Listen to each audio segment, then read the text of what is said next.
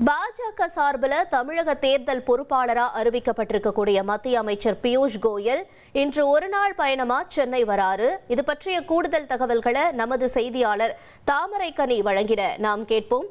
தாமரைக்கனி, வணக்கம். இந்த தமிழக தேர்தல் பொறுப்பாளராக அறிவிக்கப்பட்டிருக்கக்கூடிய பியூஷ் கோயலினுடைய வருகை எந்த அளவிற்கு முக்கியத்துவம் வாய்ந்ததா இப்ப இருக்கக்கூடிய அரசியல் சூழலை பார்க்கப்படுது?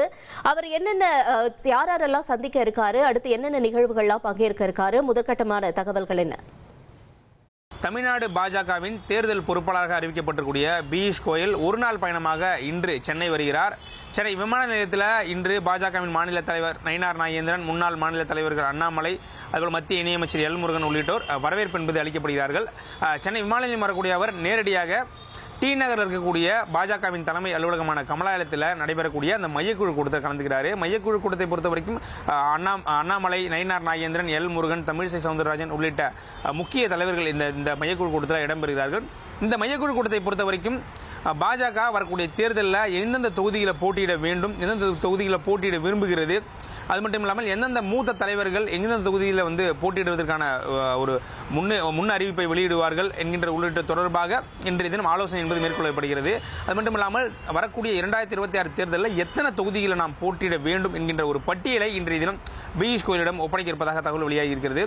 இந்த பட்டியலை பொறுத்த வரைக்கும் இன்று மதியம் எம்ஆர்சி நகரில் இருக்கக்கூடிய ஒரு தனியார் நட்சத்திர விடுதியில் அதிமுகவின் பொதுச் செயலாளர் எடப்பாடி பழனிசாமியை தேர்தல் பொறுப்பாளர் பியூஷ் கோயல் சந்திக்க இருக்கிறார்.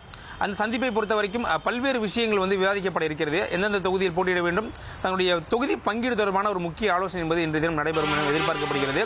அது மட்டும் இல்லாமல் லீலா பேலஸில் அந்த நிகழ்வு என்பது முடிந்த பிறகு நேரடியாக கிண்டியில் இருக்கக்கூடிய ஒரு தனியார் நட்சத்திர விடுதியில் முக்கிய தலைவர்களுடன் ஒரு ஆலோசனை என்பது நடைபெற இருக்கிறது. ஏனால் தேசிய ஜனநாயக கூட்டணியில் இருக்கக்கூடிய முக்கிய தலைவர்கள் இன்றைய தினம் தேர்தல் பொறுப்பாளர் பியூஷ் கோயல் சந்தித்து பல்வேறு விதங்களை பேச இருக்கிறார்கள்.